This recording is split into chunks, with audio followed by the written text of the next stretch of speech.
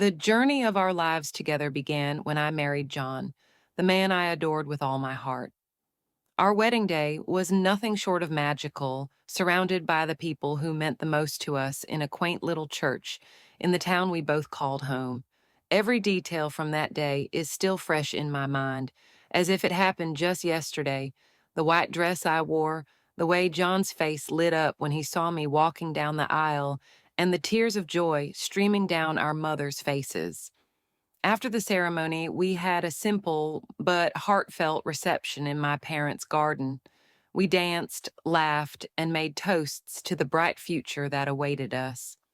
A few months into our marriage, John suggested we move to his family's farm.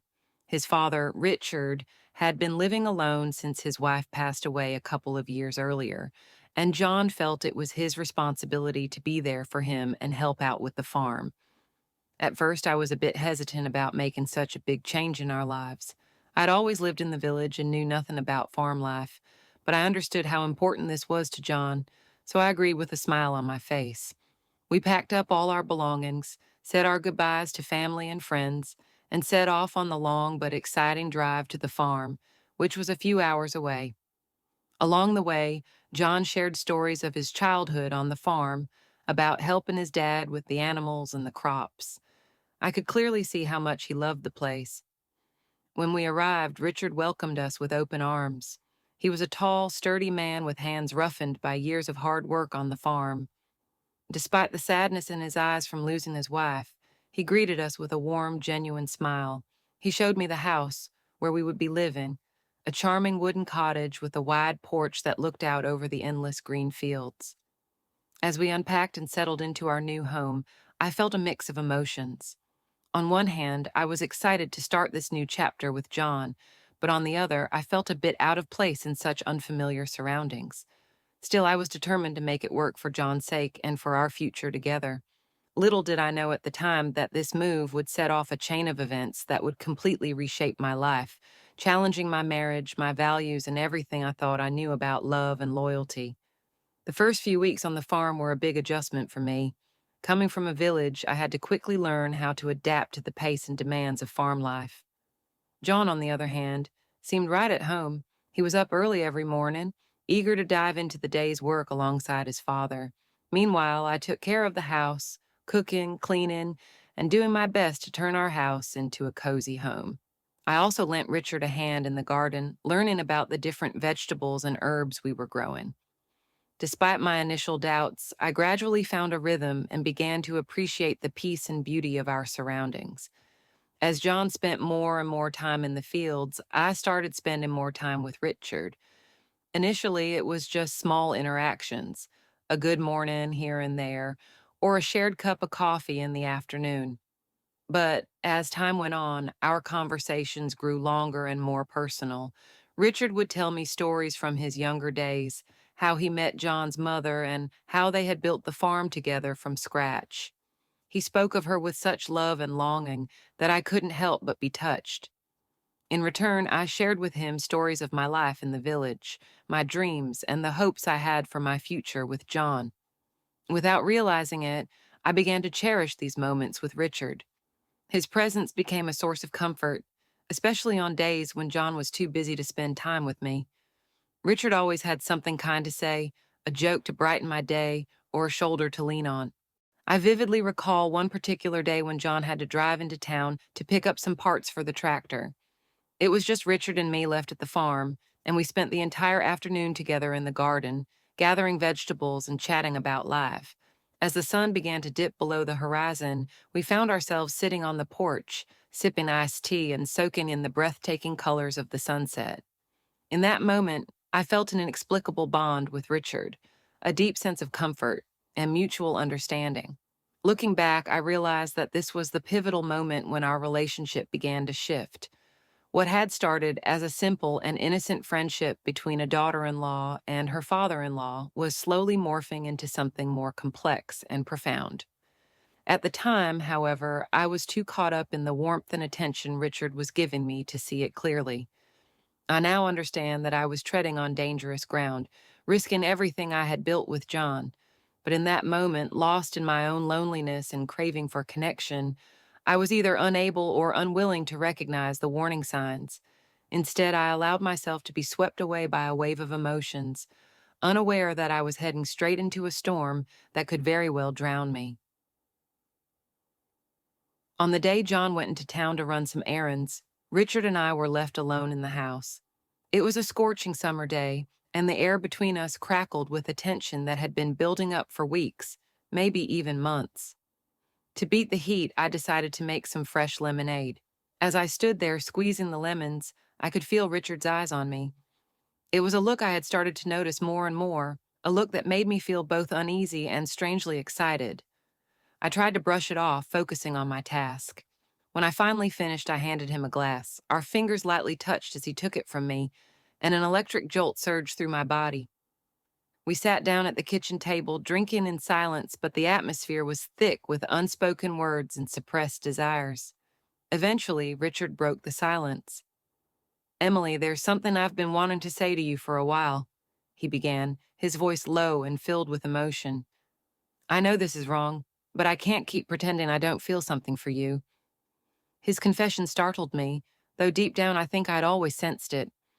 I had seen the way he looked at me, had felt the spark between us, but hearing him say it out loud made it real in a way I could no longer ignore. "Richard, I don't know how to respond," I stammered, my heart pounding in my chest. "This isn't right. I'm married to your son." "I know," he replied, leaning in closer, "but I can't control how I feel. When I'm with you, I feel alive, in a way I haven't felt in years. You understand me, Emily, in a way that no one else does." His words struck a chord within me, resonating with a part of my heart that I had been trying to suppress. The truth was, I had feelings for Richard, too. He made me feel seen, valued in a way that John hadn't in a long time. Before I could stop myself, before I could even consider the consequences, I found myself leaning towards him. Our lips met in a kiss that was both tender and urgent, filled with a longing and desire that had been building up for so long. In that instant, everything else faded away. I forgot that I was married, forgot that this man was my husband's father. All I could focus on was the sensation of his lips on mine, his hands exploring my skin, the fire igniting within me. We lost ourselves in that moment, consumed by the passion that had been smoldering between us all this time. We made love right there on the kitchen table, driven by a desperation and need I had never experienced before. But as we lay there afterward, trying to catch our breath, the weight of what we had done began to sink in. I had betrayed my husband. I had crossed a line that could never be uncrossed. Yet looking into Richard's eyes, seeing the love and tenderness reflected there, I found that I could not fully regret what had happened. That day marked a significant turning point in our lives. We were fully aware that what we were doing was wrong, but the powerful emotions that had blossomed between us were impossible to ignore. From that moment on, we began a secret romance, seizing any opportunity to be together, savoring the fleeting moments of happiness our forbidden love afforded us. But even then, in the back of my mind, I knew it couldn't last. We were playing with fire, and it was only a matter of time before someone got burned. What I didn't realize was just how steep the cost of our moment of passion would be. Over the following months, Richard and I became deeply entwined in our secret affair. We sought out every possible moment to be together, slipping away whenever John was busy in the fields or had left the farm. Our rendezvous took place in the barn, the cornfields, anywhere we could steal a moment of intimacy. When we were together, the outside world ceased to exist. It was just the two of us, lost in the connection we had forged. I recall one day in particular when John had gone into town for a meeting with other farmers. Richard and I took the chance to have a picnic in the meadow behind the house. We spread a blanket beneath a large oak tree and lay down, savoring the food I had prepared and enjoying each other's company. As Richard rested his head in my lap, I felt a happiness I hadn't experienced in a long time. With him, I could be my true self. No pretense, no hiding. "I wish we could stay here forever," I whispered, gently stroking his hair. "Just you and me with nothing to worry about. No need to hide." Richard sighed deeply. "I know, sweetheart. I'd give anything to be with you like this all the time, without having to steal these moments." But we both understood that such a dream was impossible. I was still married to John, and Richard was his father. What we were doing wasn't just morally questionable, it had the potential to destroy our family if it ever came to light. Yet, despite knowing this, we couldn't stop ourselves from seeing each other. It was as if a magnetic force was pulling us together, stronger than our reason or judgment. Every time we tried to end things, we found ourselves drawn back to each other, unable to resist the pull. But even in the midst of our joy, guilt was never far away. Every time I looked at John, every time he kissed me or touched me, a sharp pang of remorse would hit me. I was betraying my husband, the man I had vowed to spend my life with. I tried to rationalize my actions, telling myself that John had become distant, that he wasn't giving me the attention he once did. I convinced myself that what Richard and I shared was special, a once in a lifetime kind of love. But deep down, I knew these were just excuses. The truth was, I had allowed my own selfish desires to override my commitment to my marriage. I had been weak. I had given into temptation without considering the consequences. And those consequences, as I would soon discover, were far more severe than I could have ever imagined. Despite our best efforts to keep our affair hidden, the truth has a way of coming out. And when it did, it threatened to shatter not just my marriage, but the entire life I had built. The day our secret was uncovered started like any other. John had left early to oversee the repair of a fence on the north end of the property, and Richard and I took the opportunity to meet in the barn. We were so consumed by each other, so lost in our own world, that we didn't hear the approaching footsteps until it was too late. The barn door suddenly swung open, and there, standing in the doorway, was Greg, one of the farm hands. The look on Greg's face morphed from surprise to shock and finally to disgust in just a few seconds. "Emily, Richard, what's going on here?" I recoiled from Richard as if his touch had scalded me, my heart racing in my chest. "Greg, this isn't what it looks like," I stammered. But even as I spoke, I knew how feeble and unbelievable those words sounded. Greg had caught us in a passionate embrace, our bodies tangled in a way that left no doubt about the nature of our relationship. "I can't believe this," Greg said, shaking his head in disbelief. "John trusts you both, and this is how you repay him? By betraying him right here in his own home?" Richard stepped forward, his hands raised in a placating manner. "Greg, please, I know this looks terrible, but if you could just give us a chance to explain." But Greg wasn't having it. "There's nothing to explain," he spat. "What you're doing is wrong, plain and simple, and John deserves to know." With that, he turned and stormed out of the barn, leaving Richard and me standing there in stunned silence, realizing that our world was about to come crashing down. The days that followed were a whirlwind of emotions. True to his word, Greg confronted Richard, insisting that he had to tell John about what had happened. Consumed by guilt and remorse, Richard agreed. I remember the night it all came out vividly. John had just returned from the fields, and we were about to sit down for dinner when Richard asked to speak with him in private. I stood in the kitchen, wringing my hands anxiously, my stomach churning with dread. It wasn't long before I heard the shouting. John's voice, usually so calm and steady, was filled with rage and pain. "How could you do this to me?" I heard him scream. "My own wife with my own father." Then came the sound of heavy footsteps, and John burst into the kitchen, his face flushed with anger, his eyes bright with unshed tears. He looked at me, and I saw a mixture of betrayal, disgust, and a pain so raw that it took my breath away. "John," I began, tears streaming down my cheeks, "I'm so sorry, I never meant to hurt you." But he wasn't willing to hear my apology. "How could you?" he whispered, his voice cracking with emotion. "How could you do this to me, to our marriage?" I had no answers, none that could ease his pain or justify what I had done. All I could do was cry and plead for his forgiveness, fully aware that I had done something unforgivable. That night, as John packed his things and prepared to leave the farm, I knew our marriage was over. The trust we had built, the love we had shared, had been shattered by my betrayal. And though a part of me still longed for Richard, I knew our romance could never survive the public scrutiny, the judgment, and the condemnation we would surely face. As I watched John drive away in his truck, his silhouette disappearing into the night, it felt as if a part of me was dying. I had lost my husband. I had lost my life, and all for a moment of passion, a fleeting weakness that would now haunt me forever. In the days following John's departure, the farm was thrown into chaos and confusion. The workers, who had been loyal to our family for years, now looked at me with a mix of pity and contempt. I could hear their whispers when they thought I wasn't listening, their speculation about the nature of my relationship with Richard.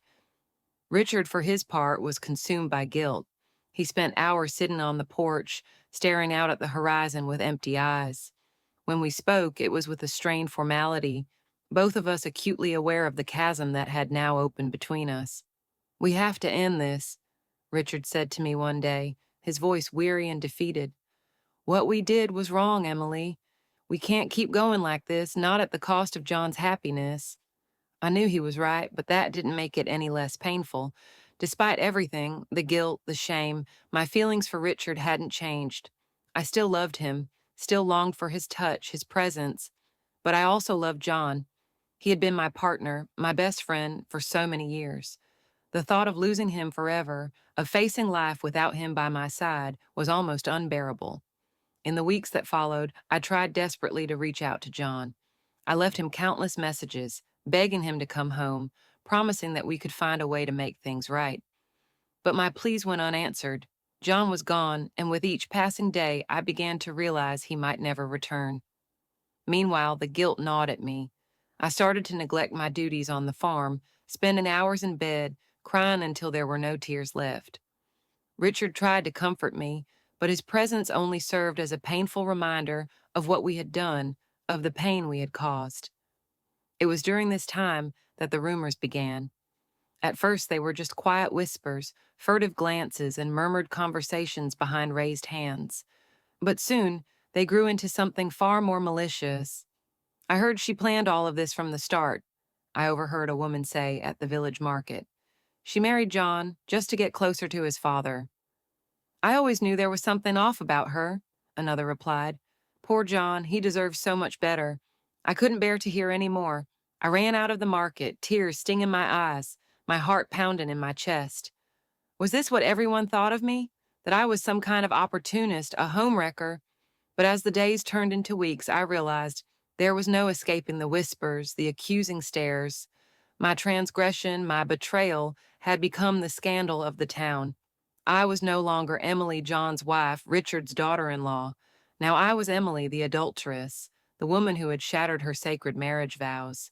And even though a part of me wanted to scream to defend my love for Richard, I knew it was pointless, because in the end, no matter what I felt, what I had done was wrong. I had betrayed my husband, I had destroyed my marriage, and now I had to face the consequences of my actions, no matter how painful they were.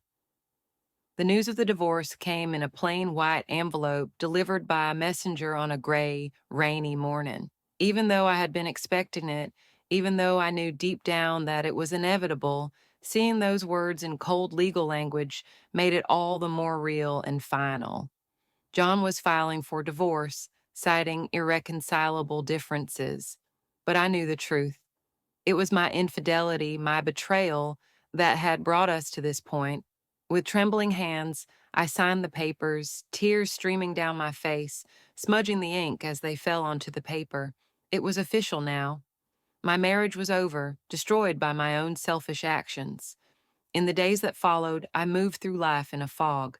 I felt numb, disconnected from everything and everyone around me. Richard tried to comfort me, but I pushed him away. Being near him was too painful, a constant reminder of what we had done and all that we had lost. I later heard from one of the workers that John had decided to sell his share of the farm.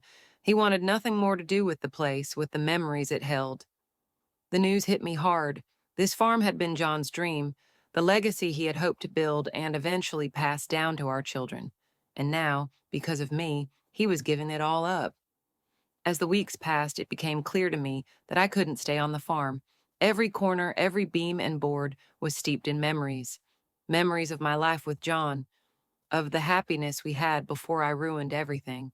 And then there were the memories of Richard, of our secret encounters, of the forbidden passion that had consumed us. It was too much, too overwhelming to bear. So I began packing my things, slowly at first, then with increasing urgency. I had no idea where I would go or what I would do. All I knew was that I needed to escape. I had to get away from the constant reminders of my mistakes and my losses. The night before I left, Richard came to see me. He looked older, the weight of our guilt and sorrow etched deeply into the lines of his face.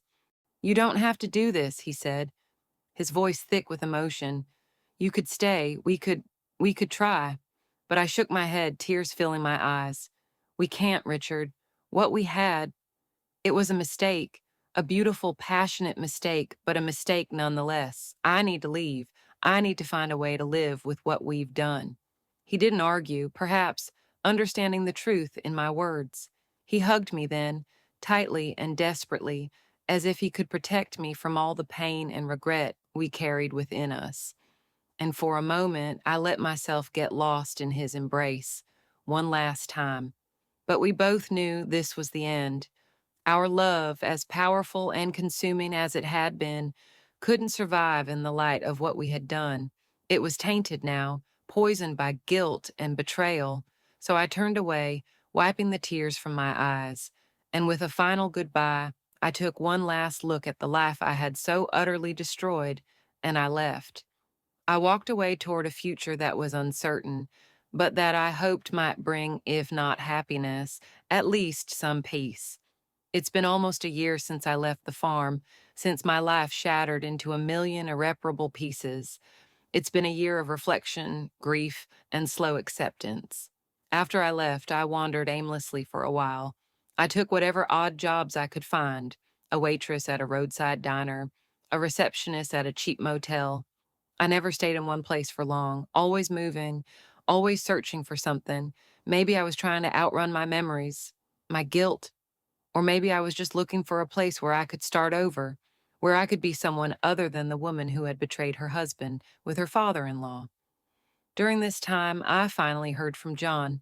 He contacted me through his lawyer to finalize the divorce, the division of assets, the agreement on selling the farm. His messages were brief, professional, and devoid of any personal emotion. It was as if he was dealing with a stranger, not the woman he had shared his life with for years. And maybe that's what I was to him now, a stranger. The woman he had loved, the woman he had married, ceased to exist the moment I gave in to my passion for his father. Now, I was just someone he used to know, someone who had caused him irreparable harm. With Richard, things were just as strained. We spoke on the phone a few times, brief and painful conversations filled with awkward silences. We had loved each other, yes, but we had also destroyed so many lives in the process, including our own. How does one move on after something like that? Eventually, I found my way back to my hometown. I moved into a small apartment and got a job at a local bookstore. Slowly, day by day, I began to rebuild my life. It wasn't easy. There were days when the weight of my guilt was almost too much to bear, days when I wanted to give up, to let myself be swallowed by my pain and regrets. But somehow I kept going, because I knew I had to. I knew I owed it to John, to Richard, and to myself. Now, as I reflect on the past year, I realize that while I've lost a great deal, I've also gained something invaluable: a deeper understanding of myself, of my strengths and weaknesses, of my capacity to love and to cause pain. I'm still unsure of what the future holds. There's still a lot of pain, a lot of healing that needs to happen. But for the first time in a long while, I feel a glimmer of hope, a sense that maybe, just maybe, I can find a way to forgive myself and move forward. Because in the end, that's all any of us can do: keep moving forward, one day at a time, hoping that the future will bring the promise of new beginnings and second chances. And perhaps, with time, I'll find a way to make peace with my past and fully embrace the present. Yes, I've made mistakes, mistakes that will haunt me for the rest of my life. But I also know that I am more than my mistakes, more than my failures. I am a survivor, a fighter, and no matter what life throws my way, I know I'll find the strength to face it, one step at a time, one day at a time. I will keep going, because that's what we do. That's what I must do for John, for Richard, but most importantly, for myself. Because in the end, only I can write the rest of my story. and I am determined to make it a story of redemption, hope, and self love.